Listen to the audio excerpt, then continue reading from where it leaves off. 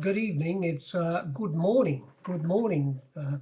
We're a little bit late with these few words about the meetings we've had during the week. Last week, there were a swag of meetings. I worked at 5 in a row, like a lot of other bookies did. We went to Hawkesbury on the Tuesday, Canterbury on the Wednesday, Gosford on the Thursday, Scone on the Friday, and Scone on Saturday.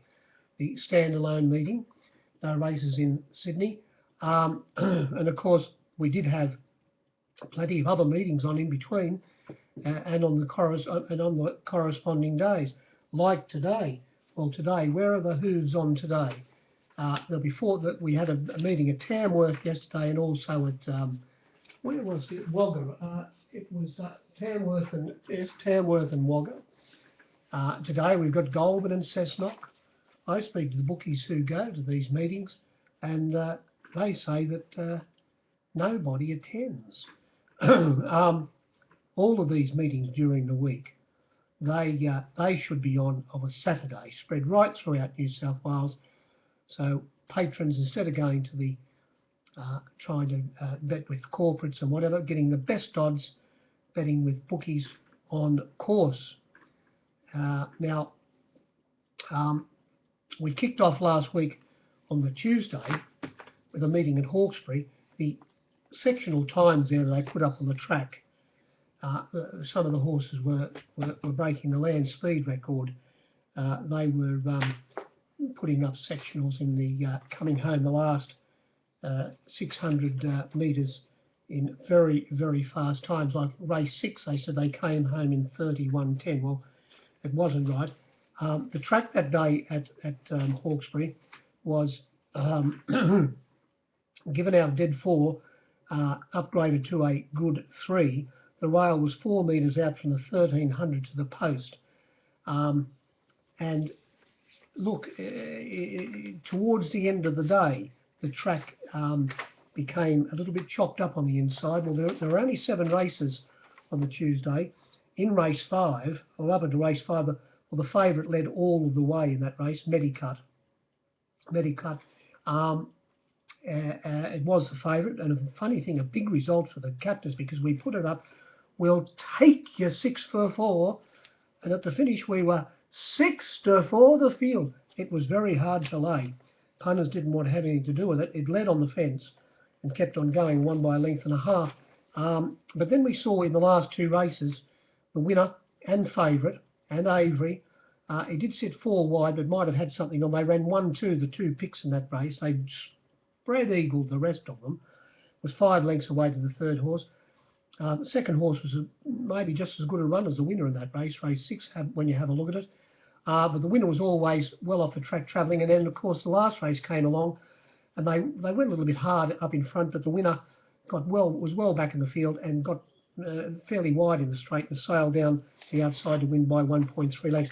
Maybe towards the end of the day at Hawkesbury, the inside became a little bit more chopped up. Then we went to Canterbury Park on the Wednesday, where the track was dead, upgraded to a good 3 after the first race. The rail was 6 metres out. Now, like Hawkesbury the day prior, the wind was very, very minimal. There was hardly any wind. Canterbury, there was maybe a light nor'easter blowing, which didn't have any effect on any of the runners.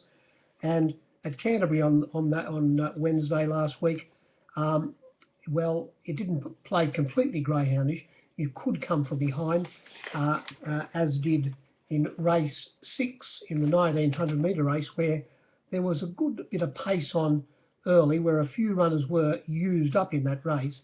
So I suppose the winner's run could have been a little bit flattered, but by the same token, it did round them up very quickly. Terrari from the ridden by Clever Karen, now trained by J. O'Shea for Darley.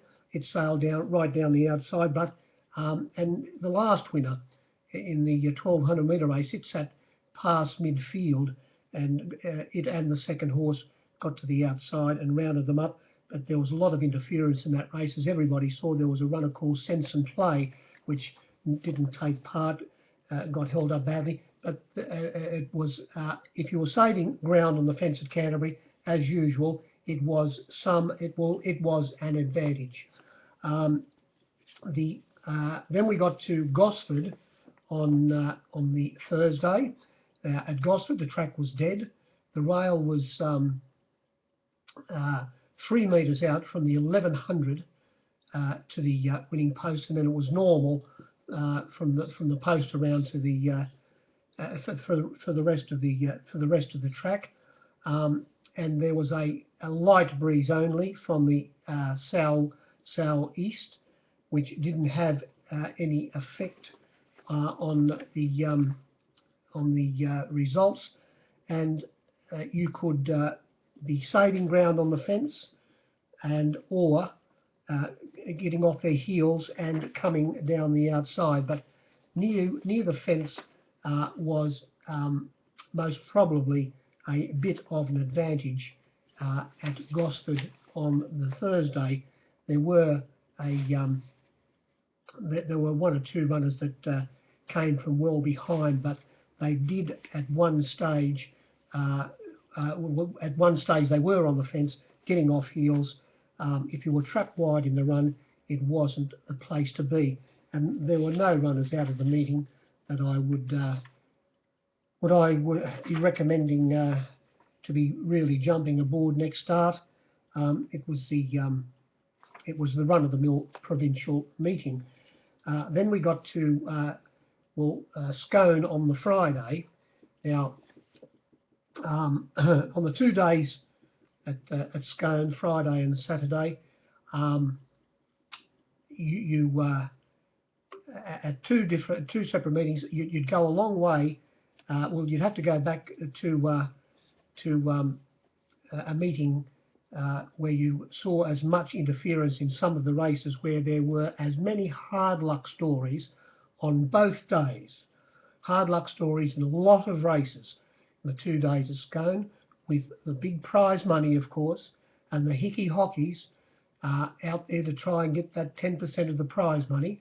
The races were very competitive, and there was no ground given, because at the end of right up there at the winning post was that 10% dangling, and you found there were plenty of tryers trying to, as they got up near the line, oh, where's my 10%?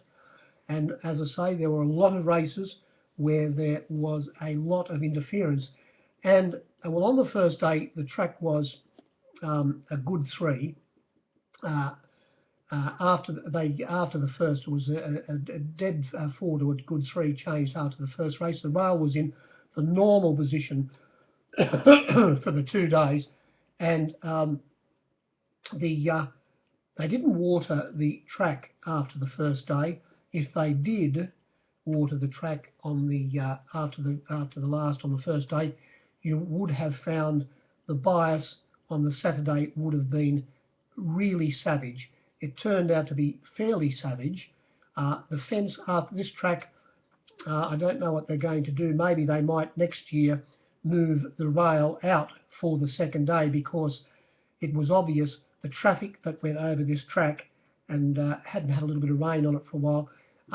There were reports that the track on the inside after 1 or 2 races on the second day was not the place to be. But isn't it funny? We'll get to the last race on the Saturday, where the winner was close to the fence, but it was the way that race panned out. Test of rhythm I'm talking about. But after the first day, the track could not stand up the second day. The traffic that had been over it on the Friday, and on the Saturday, and towards the end of even the first day on the Friday, although the winner in the last race, no, that was the second last. Yes, the last race on the Friday, Timeless Prince, it came from third last right down the outside. By the same token, the second horse was tucked away third or fourth on the fence and was held up getting a run in between the leaders. So it was near the fence, but it hadn't completely changed around, but the damage had been done for the second day. Now, on that first day, there was the wind both days was very, very minimal. not like we had seen on this meeting, I think a couple of years ago, where it was the wind caused a few caused bias on the track. The first race on the Friday, we saw a lot of interference, especially to number 4, 6 Star, the first starter from the McNair stable. It was turned sideways on the turn and made up a lot of ground. There was other interference in that race as well.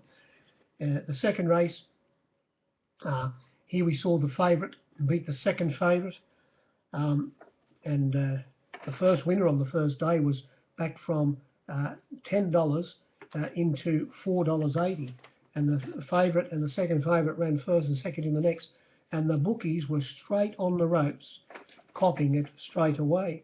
In the second race, the favourite won, and I did a poultice on this race, Voodoo Lad, and you think it and the second horse didn't get away from the others.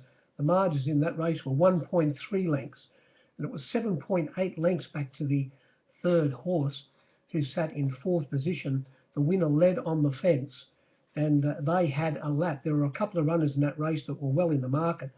Number 12, Typhoon Henry, who did get trapped a little bit wide in the run, but fair dinkum. It did run last, was beaten 15.8 lengths.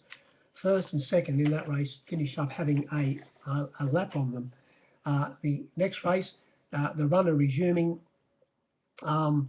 first up over a mile, Terengower, had been gelded and had a nose roll on, and also blinkers on as well. Was first up, as I say, over 1600, but got a cosy run, tucked in behind the two leaders. Never got a vote, and who was the other runner on its outside? Spitting Gold, who finished up running second last. They led Terengower, who you knew would be up near the lead. It tucked in right behind those two leaders, got a cosy run, got around the heels, turning for home, and held on to beat the second favourite, Sense of Reasoning, who sat midfield with a good run ridden by Bold Blake Shin, got to the outside but could not run it down. And coming from well back in that race into third hole, which was a very good run, was Hassan Choice. It was in the market around about a $9 chance, and it made up a stack of ground, not a bad run. The fifth race that day, well, this was I suppose, about nearly as big a result when the tortoise beat the hare, because after this race, the captains were saying, who won it? And the grumble and grunters were saying the same. Who won it? Did you get the Quinella? The prices in this race, Jack the Ringer won the race. It was a 50-to-1 chance, and it beat ISO Rich, who led, and it was a $70 chance. It led, as I say, ISO Rich. Jack the Ringer was tucked away in about sixth position. When they were getting down towards the line, the leader, ISO Rich, was about 4 or 5 off the fence, and Jack the Ringer, not close to the fence, got in between runners and was able to nose it out near the line. And the runner that sat on the outside of the leader, ISO Rich, was the very, very well backed in Cost and Ante. It was back from $12 into or $13, a 12-to-1 chance into a 9-to-2 chance. Bookies were feeling sick when it was sitting on the outside of ISO Rich. They said, well, it'll get past ISO Rich, but it never ever did. And as I say, Jack the Ringer got inside the pair, and the margins were 0.2 by 0.5 when they hit the line, and the captains got the lot. It was a skinner for the books. So, and the bloke who called that race, it was a very bad call. He missed a few runners in that race. Drives me mad when you've got to do these tapes. When you do the tapes all the time, the New South Wales, I think, especially in the country areas, whatever, we have got some very bad callers. The bloke who calls it Kembler and Newcastle every now and again. We know who he is. He dead set can't tell the difference between 2 lengths and 5 lengths. You look and you're doing the tape, and he says, and it's 5 lengths away to so and so, and he said, Jesus Christ, that's the biggest 5 lengths I've ever seen. And give him, it might be 2.5, and of course he doesn't call them right. He's that I think I mentioned. I keep on forgetting his name. There's one young kid who calls around. He is so good. When they if a big field jumps in a 1,000-metre race, you can only get it through. You can get through twice, but after they settle down and they find their positions after they've gone, unless it's clearly what he said, how they jumped out of the barrier, he goes back and he gets them in the positions for you. The bloke yesterday had called Wagga, and down there at Wagga, we know who he is. The gates crash back. He fair dinkum in a 2,000-metre race, a field of 14. He's lucky to get through it. He's lucky to get through the runners twice. He goes on with it. Now the 800, they're coming to the 800 and they're passing so and so, and then this and that. And he doesn't call. He just keeps. He's interested in the favourite all the time, like the bloke who calls it Newcastle and Kembler quite often. All he's interested is in the favourite. The favourite. When they jump, he's got the favourite in his head, and he said, now, whatever its name might be. It jumped out, and he's interested in it, but instead of calling the race, which of course he should be doing, he thinks he's looking after the favourite punters in the TAB, of course. It doesn't help. You forget about them; they don't count. This race at Scone on the Friday, as I say, it was a skinner for the books, a huge result, and there was a roughie that missed to kick me 5 lengths. There was another runner that got, I think, a lot worse held up than the stewards made out to be reading their report, and that was Wonderbolt. I thought it went to the line unextended. I think when I analysed, when I did the tape on this meeting yesterday, and of course I'd had a look at the stewards report prior. Before I looked at the stewards report, I said, God, this is there are going to be the stewards report these 2 days at the Scone are going to be as long as your Warwick farm. But I thought they were a little bit, well, they were a lot shorter than I thought they would be. And I've put down, when I've done this tape, I think I saw a lot of things that maybe the Stipes didn't. I'm not going to tell you what they are. It's every man for himself. When you walk onto a race course, it's every man for himself. It's no good relying on anybody else. You've got to go. The people who are successful in this game rely on their own judgment, and it goes a long way, because as soon as you start saying to yourself and you're asking for advice from others, your head becomes a scrambled egg situation, and it doesn't help you when you're either bookmaking or grumble and grunting. The 6th race at Scone on the Friday, well, they hit the line, and between 1, 2, 3, 4, the first 4 runners, there was only 0.4 of a length. And in this race, there was a lot of interference. When you, or if you watch the tape, the favourite in this race was the Queensland runner, Nicked and Caught, ridden by T. Bell. It sat back in about 5th last position, copped a fairly bad Pratt coming to the turn. The winner was behind him at that stage. It got an interrupted run straight through the high diddle, and it was a fairly good win, but as I say, 0.4 of a length between the first 4 runners. When you watch the tape, and Nicked and Caught was, after copying the Pratt, got shuffled back, believe it or not, after they more or less flattened out to last position, and then when he got clear running, it really stretched out and hit the line well. It ran 5th, beaten only 1 length. I thought it should have won.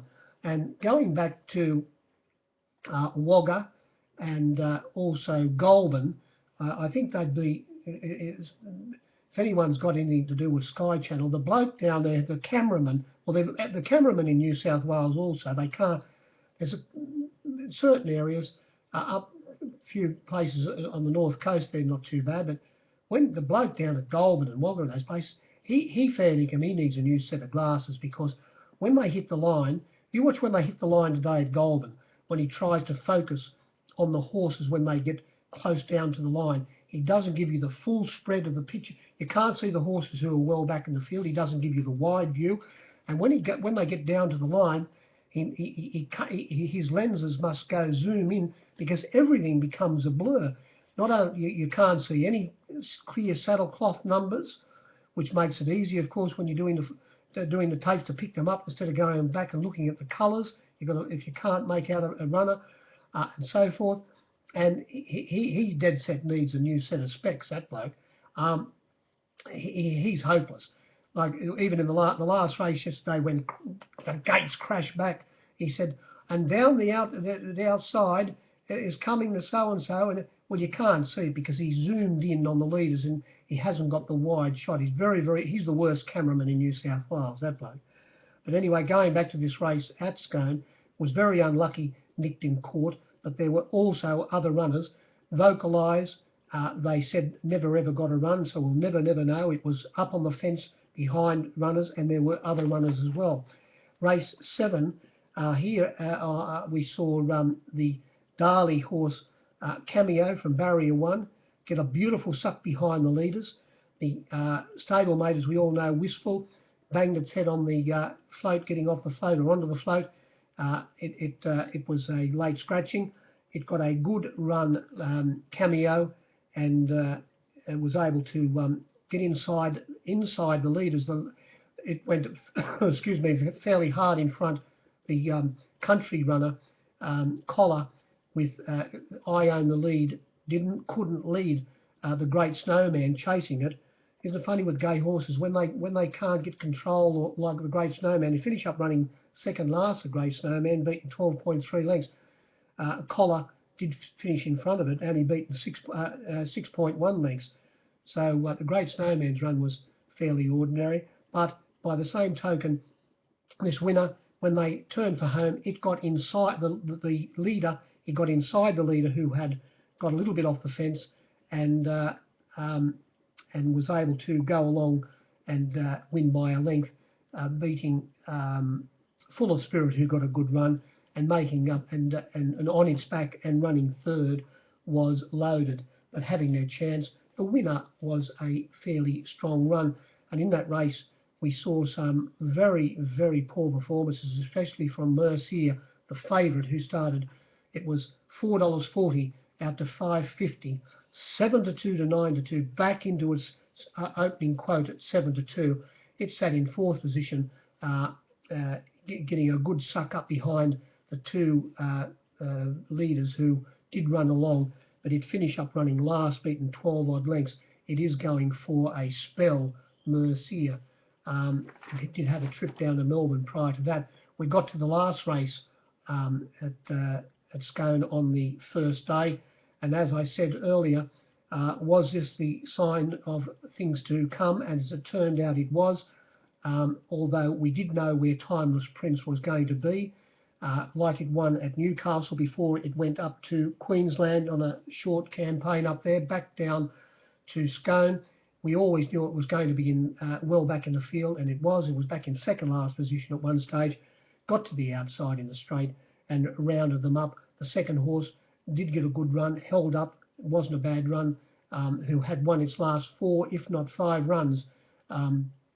Bellinaro, and the margin was only half a length, but the winner did make up plenty of ground on it, and also coming from well back in the field. If not, well, the winner might have come from third last, and the runner that ran third in this race, which was extremely well backed, Shaz's Bubbles, came from second last, and not wide, in between runners, and was hitting the line strongly. Was back from $13, or at least $12, an 11 to 1 chance. $13 I think I gave into no, $12, 11 to 1 chance into around about a 6-1 pop, very well back. And as I say, it made up plenty of ground, and there was a little bit of pace put into this race by a couple of runners, long price runners. One of them, which went around at Tamworth yesterday, I Love Legs, and also another long price runner, a 100-to-1 chance, or no, a 25-to-1 chance, I Striker.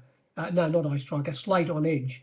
Slate on Edge. It took off fairly early in this race too, and was up outside the leader, half a length in front of it coming to the turn, and it finished up only being beaten 2 lengths. Its run was a lot better than it looked. Things could have fallen into place for the winner there because of the pace situation. Now, before I get to the Scone meeting on the Saturday, the standalone meeting, there was also on that day a meeting at Kembla Grange. And at Kembla on Saturday, we didn't see, well, first of all, the track was good and the rail was 5 metres out. There appeared to be only a very, very light breeze, so the bias that was on the track had nothing to do with the wind. It was the track itself, because on Saturday at Kembla, no leaders won. There wasn't a leader to get home, and it was quite obvious when you watched the tape. The faster the pace, the easier it was to swoop, and you'll see when you keen video watchers and form students, when you turn this meeting inside out, you will see it was much better to be off the fence and coming off the pace. It was quite evident after, well, the first winner sat in 4th position, was wide on the turn, only in a field of 8 by the same token. The second race, in a field of 13 over the 7 furlongs, the winner came from 3rd last position down the outside. And then we saw all of a sudden in the 3rd race, where there were only 7 runners, the winner sat 3 wide and 4 wide by itself until coming to the turn, where it had got up into about 2nd or 3rd position, had done it fairly tough, but still was able to go on and win. So at Kembla on Saturday, best to be off the pace and coming down the outside. Those runners that were close to the fence were excuse me, were disadvantaged. Now we come to the last the Saturday meeting at Scone on Saturday just gone, and the track was given out dead, upgraded to good, or they could have even left it at dead all day because of the condition of the track being chopped up on the day prior. The rail stayed in the normal position, and as I say, it all depends on if it happened to be wet next year. I think if the rail's in the normal position on the first day, well, they might move it out. I don't know, but we'll have to wait to see. But there's a good chance they might fiddle around with the rail on the second day next year.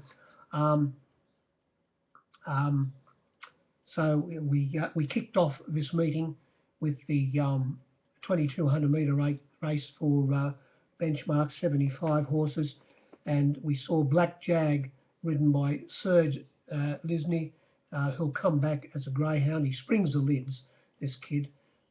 We all know the story there. After the Stipe said you must hold the lead, he's done it ever since. It's a beauty.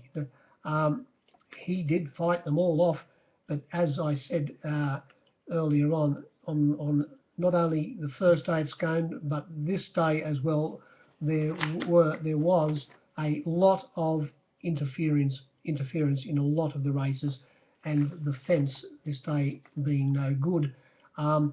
In this race, when they got down to about the 200 metre mark, you had Fraser's being poleaxed, Plutorius, who was gone at the time, being completely flattened, and Sargon, who they said they were going to ride it with a sit, and they did, and they said they were going to ride number 1 Tenacious with a sit, and they did, and it stayed close to the fence. Tenacious was briefly held up, and it was just about to burst through at the 200-metre mark, Sargam, and when a runner had come out and got hold of Fraser's, Pretorius, and also the winner, were very badly interfered with, lost their momentum, and they went to the line in the first race with 5 runners hitting the line with only 0.5 of a length, a half a length between the 5 of them.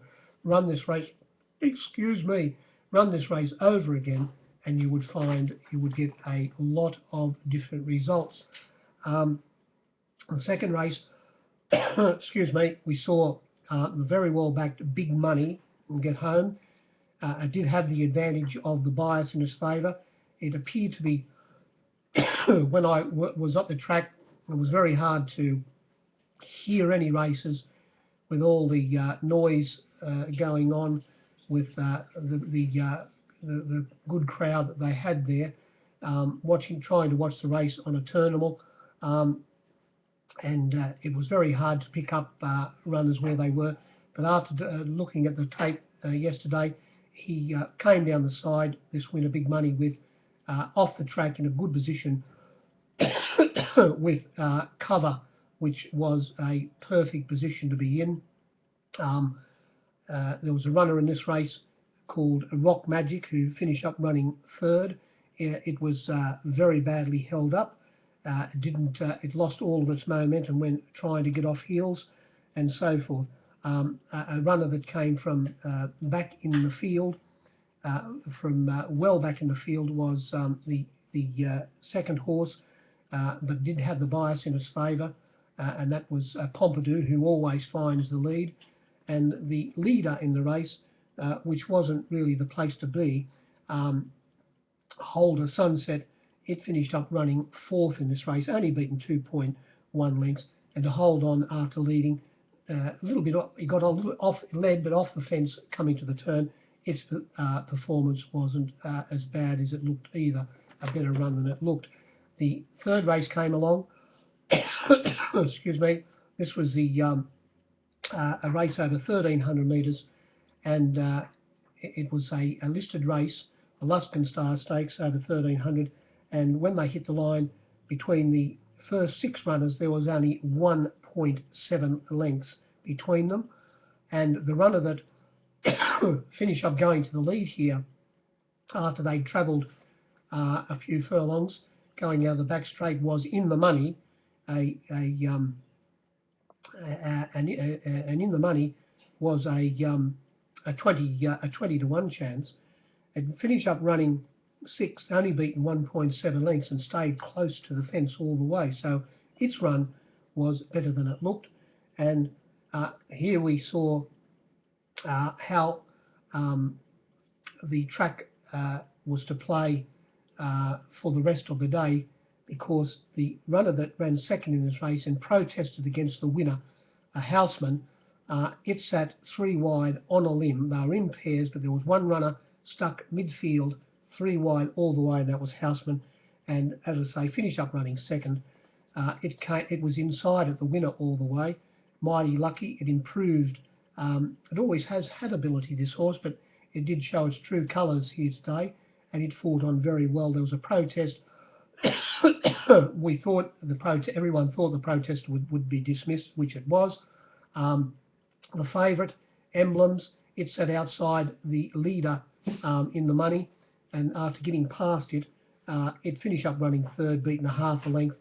I suppose it was entitled to do a little bit better than it did. But as I say, they hit the line. There wasn't much between the first 6 runners, and run this race again, you would get different results. Thank you very much. I have got the best wife in the world. She looks after me so well. Now, race 4, here we saw the Avery win, and this was on the fence, Shigeru Sedan. But when they turned for home, he was able to angle around the 2 leaders, and hold on and beat a 12 to 1 chance in Ultra Bell, who sat midfield, was 3 and 4 wide at one stage, the right place to be, and beat it by 0.8 of a length. The winner, we put it up a 6 to 4 chance, and we put it up 7 to 4. The visitor from Melbourne, trained by Peter Moody. The winner trained by Les Bridge. The runner from Melbourne went from 7 to 4 to 3 to 1, $2.70 or 80 out to $4. The winner also was very easy in the market. As I say, we put it up the 6 to 4 the field favourite and got out to $3.50, $3.60 towards the end of betting, plenty of it. And I think that punters were looking here and saying, well, what's going to come down the outside? Because La Bella Rouge, well, there was money for La Bella Rouge. I couldn't understand it. It had barrier 1, but Unknown Destiny, it drew the extreme outside, barrier 10 in a field of 10. It was $31 into $15. I'm Chillin was also backed at one stage, but it led on the fence, which wasn't the place to be, and ran second last. Miss Granger, there was money for it because it was drawn wide. And Ultra Bell, there was money for it. It was drawn wide. And there was a little bit of money for the 30 to 1 chance Italian Storm because it was drawn off the track.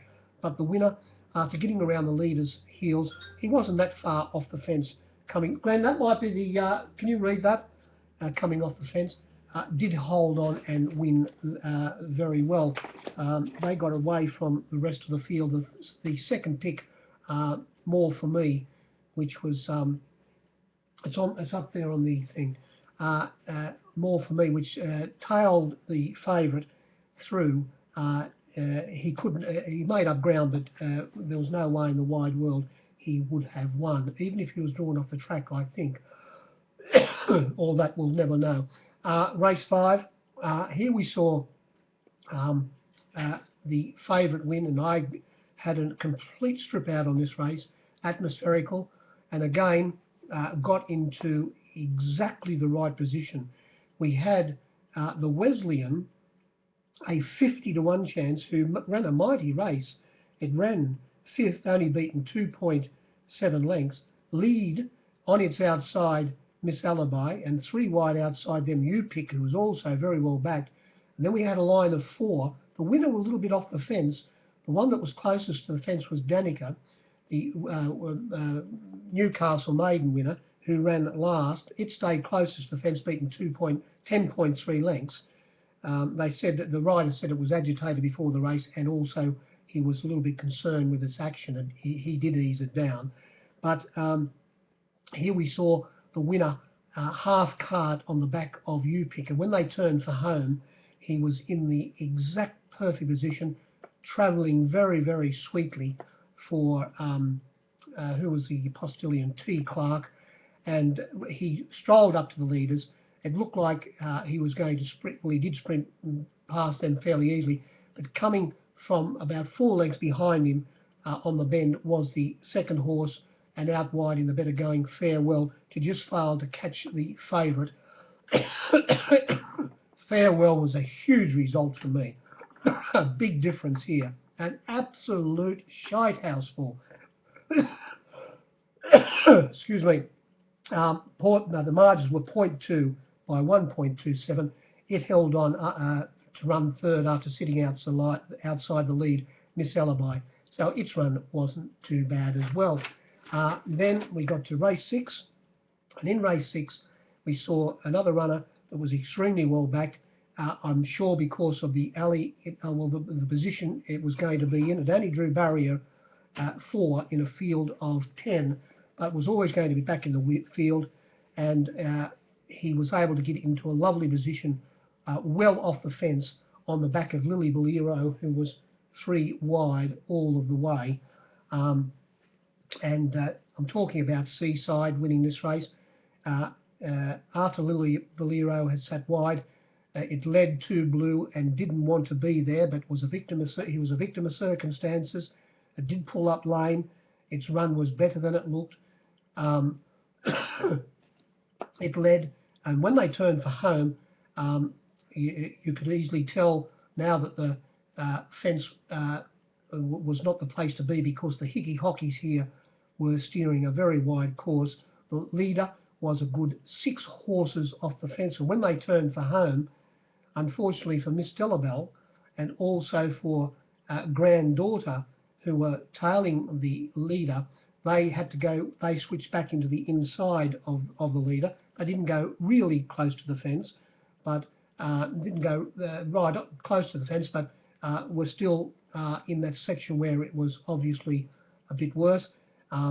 It strolled up.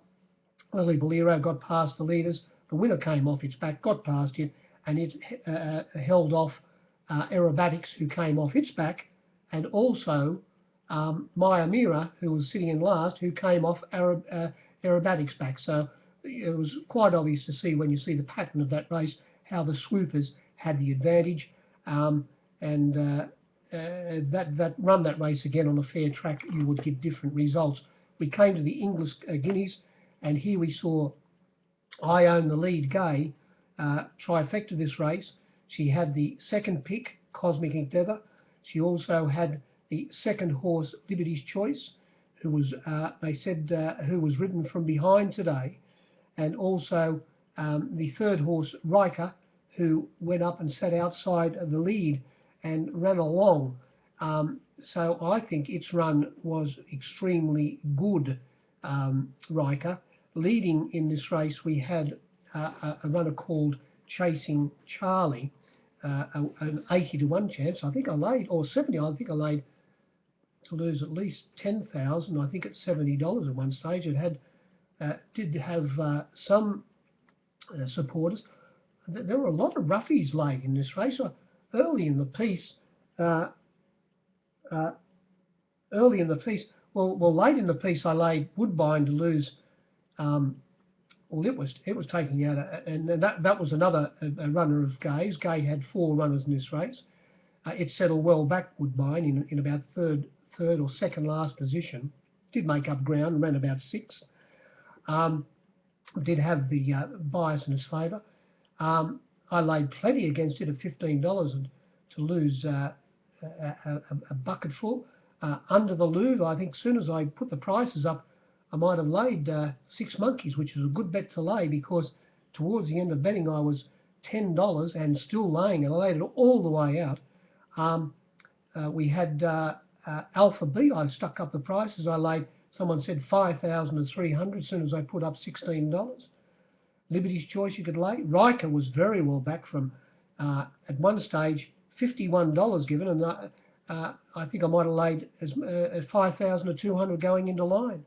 Chasing Charlie, as I say, a lay. Fast Car laid for something. Huswick was 250 to 1, and I might have got a pony out of it.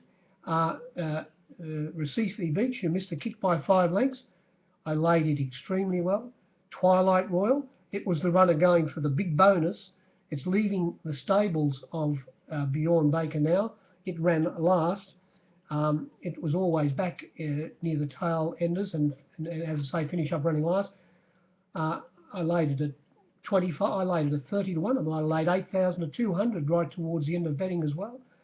Cosmic Endeavour at one start. We put it up first of all we put up Chakatwa, who you've got to forget its run because it missed the kick by 2 lengths and was in an awkward position. He when they went down the back straight, there were runners already wide. He couldn't go out there. He had to suck up behind them. And when they turned for home, even though he wasn't close to the fence, he had to, but he was closer than some runners. He had to weave in between runners, was slightly held up. He finished up running 5th, beaten about 2.7 lengths. Obviously, has got plenty of ability and wasn't in the right place today. We put it up the 6 to 4 favourite. It got out to as much as 9 to 4, $3.20. It did only start its opening quote at 6 to 4. They put a poultice on it. Getting back to the winner, the second pick, we put it up $2.80. We put them up very, very tight, 6 to 4 and 7 to 4. But the second pick got out to as much as $3.70. And at one stage, when it got to that price, there was an avalanche for it. And it was $3.70 into $3.30. but got back out to start about 350 or 360 towards the end of betting. Very, very well backed. I was how much did at one stage. Jessie Bell, it was always easy to lay at $30 and $26. The next runner, oh no, what am I talking about? Jessie Bell was always layable around about $19 and $18. And I think I might have 19 to 1. I think I might have given $20. They took my 20 and my 19, and I was laying it at $18 as well. The next runner, Jessie Bell, I think I laid 6,200 as soon as I put my prices up. It was always layable at $26. The next runner, Frederica, got it from 25 out to $70. Frederica, hard to get anything out of it. I might have got a remnant, and then the rank outsider, Urban Knight, I put it up 100, and I was 500, which as far as our boards go, fancy not being able to put up 1,000 to 1. I got it out to 500, and I think I might have got a there's a chance I might have got a score out of Urban Knight at I might have laid 6,200 one stage at 300 to 1. But as I say, it started a monkey on my board. The winner got into a lovely cosy position. It led, as I said, chasing Charlie on its outsider, spending a bit of petrol to get there, was the third horse, Riker, who stuck on very well. Then we had a bit of a break in the field to the rank outsider, Urban Knight. Looking at Urban Knight in a perfect posse, ridden by Clever Kerry McAvoy, was the winner. And when they got to the turn, on its back was the second horse, and stablemate Liberty's Choice. It got past the leaders halfway up the straight. Riker got past the leader, and then swooping up was the winner, and it held its stablemate off to beat it by a half a length, and Riker was only beaten one length in third position. And that's all about, I'd say there. That's about all you'd say. The favourite was didn't get into the right posse. And then we saw this last race. Well, look, it went out centre de Nouche, 100 mile an hour. It led by a good 3 lengths to the other runner that you knew was going to be up near the lead. It couldn't lead centre de Nouche, and that was Zaratone. It was 2 to 3 lengths behind it coming to the turn, and it was well, just before the turn it was a good 5 to 6 lengths back to Ichikawa, who was the favourite, and then inside Ichikawa was the winner, and he did save ground, not scrape the paint when they turned for home, but he might have only been 2 off. And as it turned out, the way this race was run with the 2 tearaway leaders, the swoopers here were going to find it a little bit harder, but the winner travelled very, very well, got inside Ichikawa turning, accelerated very quick. The leader stayed close to the fence, which wasn't the place to be, and it was gone chasing at Zaratone. The winner got past those 2 leaders after they'd flattened out around about a furlong and a half from home very quickly, and set up a good break. You could see that Ichikawa wasn't going to be able to round them up, and then it was left to the runner that was sitting on the back of Raceway, which was who was on the outside of Ichikawa. Raceway dropped off.